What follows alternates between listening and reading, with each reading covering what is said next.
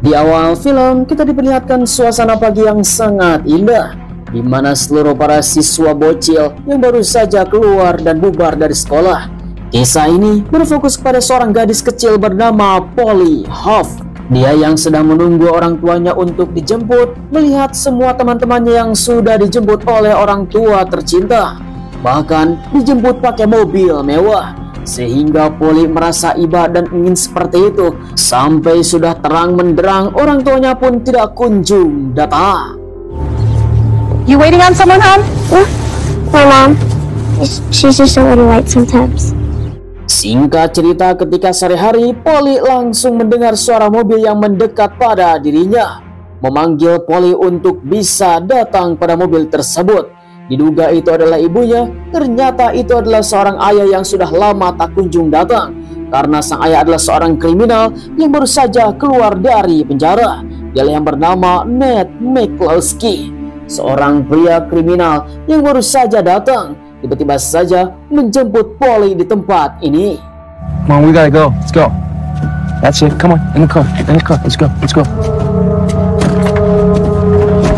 Singkat waktu, akhirnya Polly telah dibawa oleh Ned menuju ke suatu tempat, sehingga dia pun melihat ada sebuah kabel yang telah berserakan. Diduga mobil ini adalah bukan milik ayahnya. Dia telah mencuri dari seseorang. Singkat cerita, akhirnya Polly pun langsung bertanya, kemanakah ibunya berada? What have you done with mom? Ned yang telah meminta kepada Polly untuk tetap tenang, dia tidak boleh terbawa suasana, sehingga dia yang telah mempersiapkan semuanya, membawa barang-barang Polly di rumah. Dia akan pergi ke suatu tempat karena situasi sekarang dalam bahaya. Singkat cerita, akhirnya Polly bersama ayahnya, dia pun langsung bersembunyi di sebuah hotel remang-remang untuk bisa mengamankan diri. Walaupun Polly belum mengetahui apa yang telah terjadi, sang ayah yang sekarang sedang menghubungi seseorang, bahkan dia sangatlah marah besar. It's funny how your friends disappear when you need them. A chip? Guess the flavor. Close your eyes. It's barbecue. Sampai saat ini Polly terus saja menuruti apa yang dikatakan oleh sang ayah dan merubah penampilannya, mengecat rambutnya menjadi pirang. Walaupun memotong rambutnya masih saja panjang sebelah, untungnya Polly suka. 1, 2, 3. Feel good? I love this! This is what I was going for. Kemudian ketika tengah malam, Polly diajarkan untuk memakai tongkat baseball. Namun itu adalah bukan untuk olahraga. Namun dia harus bisa mengayunkannya dengan sangat keras supaya bisa memukul orang. You gotta feel weak to get strong. That's how life is. You just hit them as hard as you can, and you run. Especially If there's blue tattoos. if you see blue lightning, that means they've hurt people. Kemudian Ned langsung mengatakan kepada si bocil bahwa jika ada seseorang mempunyai tato petir biru, itu adalah orang jahat dan harus berlari. Sampai suatu ketika di mana Ned telah ketiduran, Polly yang masih bertanya-tanya di dalam hati apa yang telah terjadi ketika dia mendengar sebuah berita, ternyata ibunya telah mati. Seorang pria yang bernama Ned McCloskey telah membawa si bocil, yaitu adalah Polly. Bahkan seluruh para polisi sekarang sedang memburunya karena ternyata Ned sedang berurusan dengan para gangster dan mafia yang ada di tempat ini. Hingga pada akhirnya Polly pun merasa ketakutan ketika ayahnya telah datang. Dia pun langsung masuk ke ruangan resepsionis untuk bisa meminta telepon dan akan menghubungi seorang polisi. Santa Fe Police Department? Okay, and what's your name? Polly? Polly Huff? Dengan rasa takut dan gemetaran, di mana Polly pun langsung mengatakan bahwa dirinya ada di suatu tempat meminta bantuan. Kemudian seorang petugas kepolisian yang ada di suatu tempat, dialah yang bernama Detektif John Park, mengatakan kepada Polly untuk tetap tenang karena beberapa petugas polisi akan datang ke tempat Polly untuk mendapatkan bantuan. Akan tetapi tengah-tengah perbincangan, tiba-tiba saja Ned telah terbangun langsung membawa Polly. You want my help? What did I say? Polly! What the hell are you doing? We have to go right now! Akan tetapi, di mana Polly yang tidak mengetahui sebuah situasi dan masih sayang kepada ayahnya, meminta kepada Ned sebagai ayah untuk pergi dari tempat ini karena situasinya sekarang sudah berubah. Ned langsung mengatakan kepada Polly bahwa ibunya telah dibunuh oleh para gangster dan bos mafia yang ada di tempat ini. Hingga pada akhirnya, di mana Polly mulai mengerti apa yang dilakukan oleh tindakan sang ayah. Kemudian, akhirnya mereka berdua pun langsung memutuskan untuk kabur. Is my leg gone? Our strength's in you now. Can you be strong? Get up, stand up. Okay, ready. Selang beberapa lama kemudian, ketika mereka sedang menjauh, akhirnya Ned langsung datang ke rumah mantan pacarnya dahulu. Dia meminta bantuan, dialah yang bernama Charlotte, mengatakan bahwa dirinya baru saja keluar dari penjara dan dia mempunyai sebuah masalah besar. Minta bantuan bahwa dia telah membawa si bocil untuk bisa dilindungi karena beberapa para gangster dan bos mafia sedang melakukan perburuan. Karena Ned tidak mau bergabung lagi dengan mereka, sehingga keluarganya telah dibantai. Meminta kepada Charlotte untuk meminjam uang $2.000 karena mereka berdua harus pergi ke perbatasan dan keluar dari Amerika menuju Meksiko. How do you know my dad? That's a story. Everybody knew his brother better. Did my dad love you more though? I don't know about that.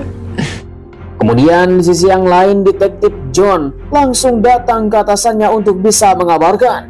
Dialah yang bernama detektif Jimmy, di mana mereka telah mendapat informasi tentang Polly bersama ayahnya, sehingga mereka pun harus segera siap siaga untuk bisa melakukan pengajaran.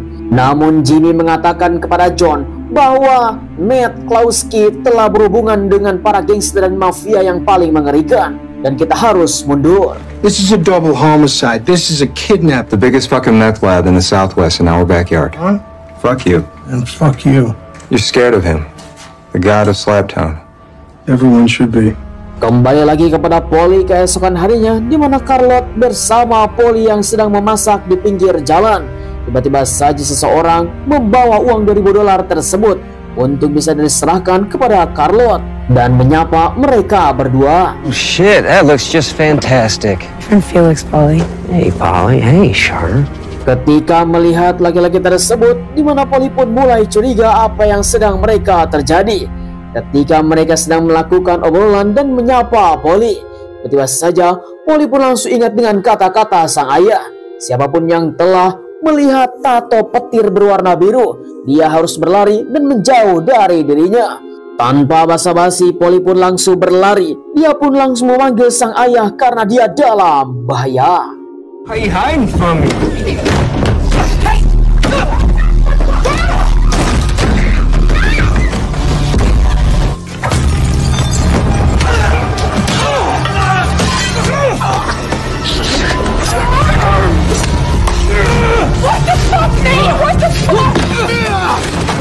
Oh, who can?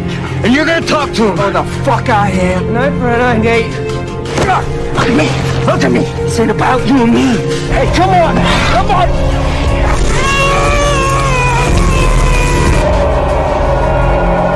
Selang beberapa lama kemudian, akhirnya Polly dan Ned telah berhasil kabur membawa mobil laki-laki tersebut beserta uangnya.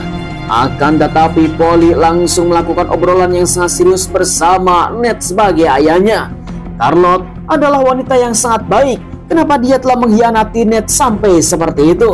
Bahkan melihat apa yang telah terjadi, ternyata Charlotte tidak mengetahui latar belakang Ned yang sekarang sedang dalam bahaya. Dengan begitu, Polly pun sekarang harus mengerti karena situasi sekarang rumit. Polly, she nearly got us killed. He thinks she loves you back. Tak terasa malam pun telah tiba, di mana Polly dan Ned pun langsung mampir ke toko kelontong. Namun uang yang didapatnya sangat disayangkan untuk bisa belanja. Akhirnya sang ayah pun langsung memberikan sebuah penenangan kepada Polly. Dia akan membawa semua makanan yang ada di dalam toko tersebut dan melakukan aksi brutal.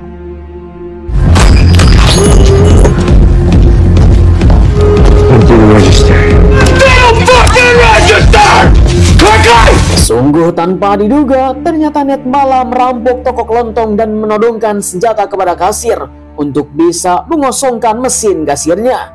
Namun sialnya, tiba-tiba saja petugas polisi datang.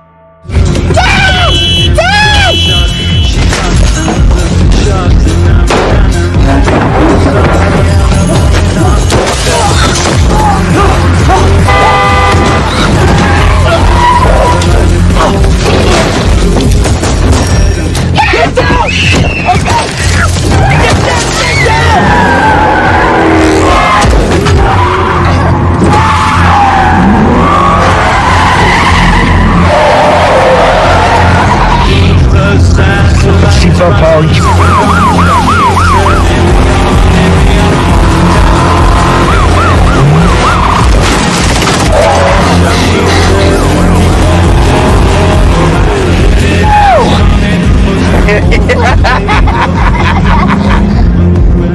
Like I shot you.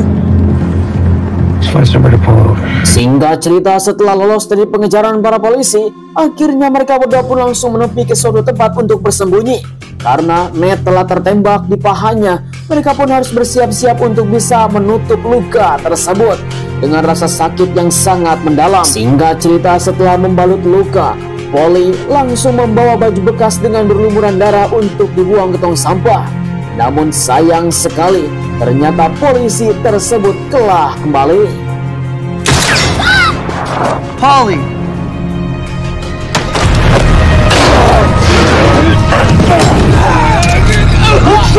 We're everywhere!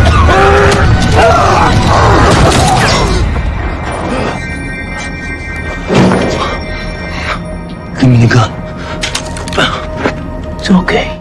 Untung saja sang ayah keburu datang untuk bisa menyelamatkan Polly sekarang sedang terjepit. Kemudian sang ayah pun langsung mengatakan kepada Polly untuk segera bergegas karena mereka semua pasti akan datang lebih banyak. Kemudian Ned langsung mengatakan kepada Polly sebelum berangkat, layaknya sebagai ayah dia pun langsung mengatakan kepada Polly untuk tidak boleh memegang senjata lagi karena itu sangatlah berbahaya dan dia harus berjanji kepada dirinya. Come on, Polly, we gotta go. Come on. Singkat cerita, keesokan hari di mana seseorang yaitu detektif John langsung datang ke tempat ini. Melihat ada mobil polisi yang sedang nganggur, dia pun ternyata ada seorang petugas sheriff yang telah dibunuh oleh Ned. Namun tiba-tiba saja John telah melihat ada gambar petir berwarna biru. Diduga Ned dalam bahaya karena pengejaran para gangster. Hi, Detective John Park. I'm trying to track down the location. Officer is Mitchell King.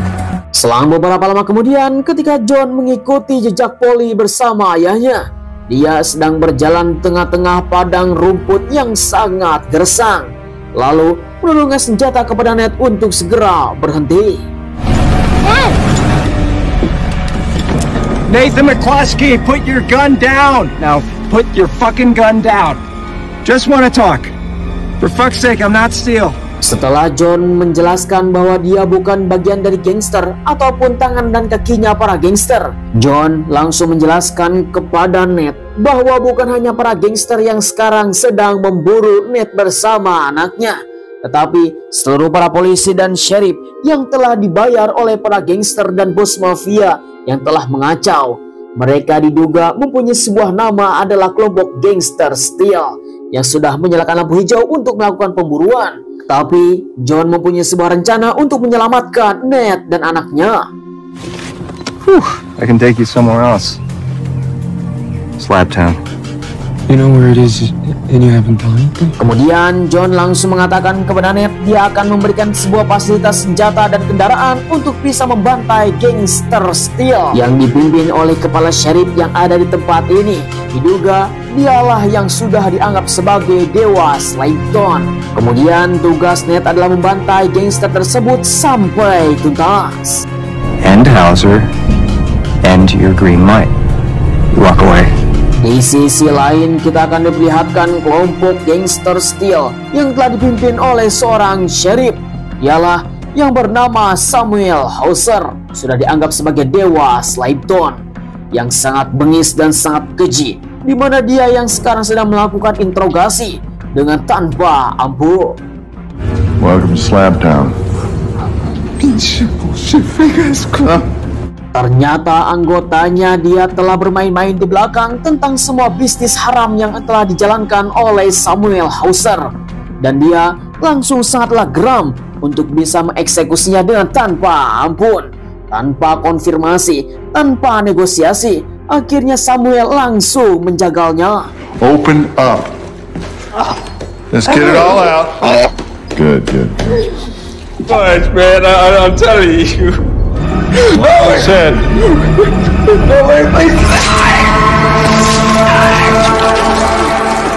Kemudian di sisi lain kita diperlihatkan Ned yang sudah bersiap-siap untuk bisa melakukan pemberangkatan.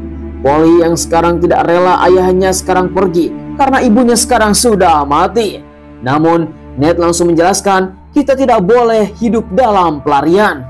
Itu sama saja kita akan semakin sengsara. Akhirnya setelah dijelaskan oleh Ned, dia pun langsung benar-benar sangat mengerti bahwa sekarang sedang mempunyai sebuah kesempatan dilindungi oleh polisi. Akhirnya mereka pun telah berpisah. Growing up sucks. I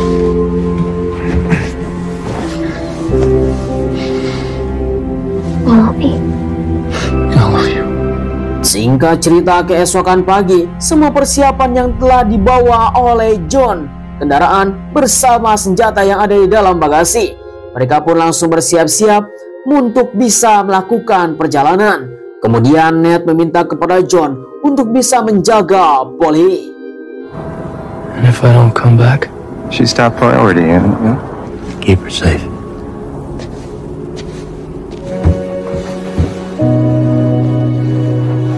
Come back fast. Okay. You have to go. Selang beberapa lama kemudian, ketika Ned sudah berangkat, di mana Polly benar-benar tidak bisa menerima bahwa ayahnya telah pergi menuju medan pertempuran. Kemudian Polly pun langsung meluapkan semua rasa kesedihannya di dalam toilet. Akan tetapi tengah perbincangan, seseorang telah mengetuk pintu. Kemudian John langsung menuliskan sebuah pesan tidak boleh keluar dari toilet tersebut karena mungkin saja itu adalah orang jahat. What the hell are you doing here? You want to put it down so we can talk? Sungguh tanpa diduga, ternyata itu adalah Jimmy yang tiba-tiba saja mengetahui bahwa John ada di tempat ini. Ternyata Jimmy telah memasang alat penyadap di dalam mobilnya John, sehingga dia pun mengetahui apa yang telah direncanakan oleh John. Mengatakan bahwa itu adalah rencana yang sangat-sangat berbahaya. Bahkan itu sangat tidak masuk akal. Ketika mereka berdua saling adu bacot, akhirnya ternyata sudah ketahuan bahwa Jimmy adalah anggotanya Petir Biru. Green light's on you now. Don't fucking touch it. Don't touch it, John. I'm not. Are you trying to play me, John?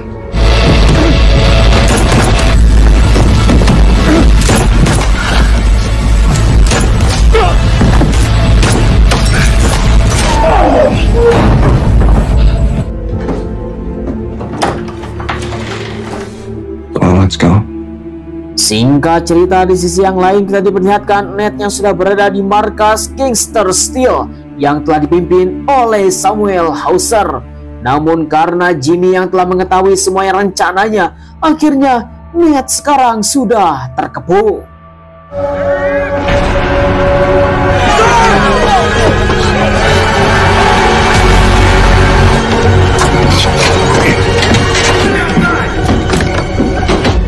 Nathan McCluskey, you're surrounded, son. Don't make this hard.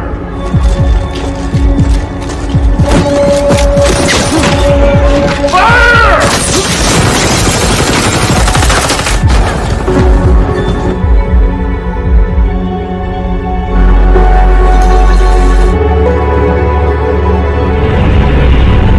Samuel Hauser yang terkenal sebagai dewa kematian, dia pun langsung menghajar Ned sampai babak belur. Bahkan dia telah diinterogasi dengan secara brutal untuk bisa bertanya di manakah detektif John Park dan apa yang menjadi rencana mereka untuk bisa menghancurkan Slabtown. Akan tetapi Ned tidak akan pernah bisa membuka mulut. Dia pun malah menantangnya. What were your plans? Fucking kill you. No. Singkat waktu setelah dihajar bertubi-tubi, tiba-tiba saja mereka pun langsung mendengar suara sirine. Tim taktis yang telah dipimpin oleh John datang. Samuel Hauser, you're up.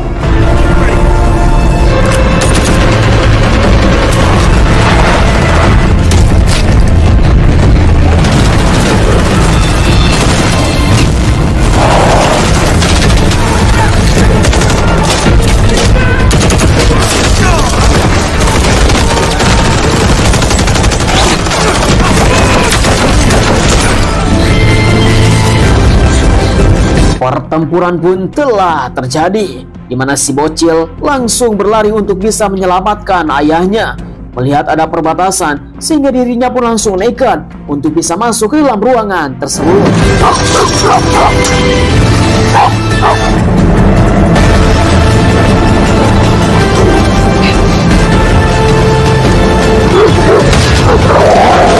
Setelah aksi Polly sangat berani, dia pun langsung masuk ke dalam sebuah ruangan untuk bisa mencari sang ayah yang sekarang keadaannya pun hampir sekarat.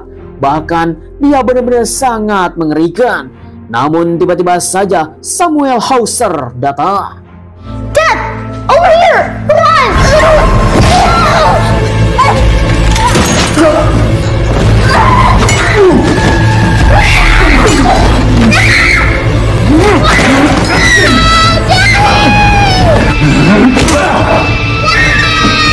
Situasi pun semakin genting, di mana Polly telah diseret untuk bisa jadikan sandera. Mengatakan kepada John untuk menyiapkan kendaraan, dia akan pergi ke perbatasan jika si bocil ingin hidup. Namun tiba-tiba saja di belakang Ned mengamuk. You can't kill me! Forever Steel! Forever! Polly, turn around!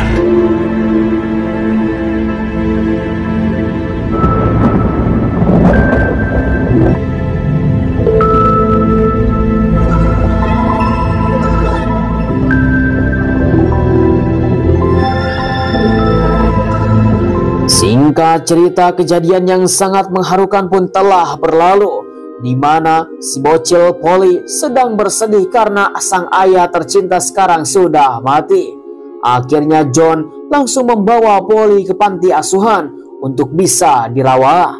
Polly, this is Maya. Nice to meet you, Polly. Tidak ada jalan yang lain ketika Polly harus bisa diurus di dalam panti asuhan. John mengatakan jika membutuhkan sesuatu termasuk juga biaya tambahan, John akan menanggung semua biaya yang ada di tempat ini, termasuk juga Polly. Akhirnya mereka berdua pun langsung berpisah dengan John. Singkat cerita, Polly yang sekarang masih sangat sedih hati melihat teman-teman perempuannya yang sedang menari. Akhirnya salah satu dari mereka pun langsung membawa Polly dan berteman. Akhirnya mereka langsung menari.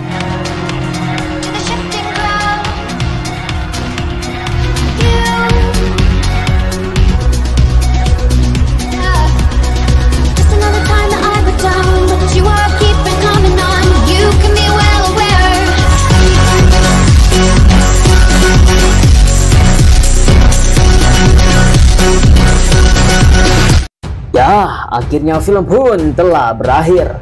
Bagaimanakah tanggapan para penonton setia KDGC tentang film ini? Silahkan langsung saja diketik dalam kolom komentar.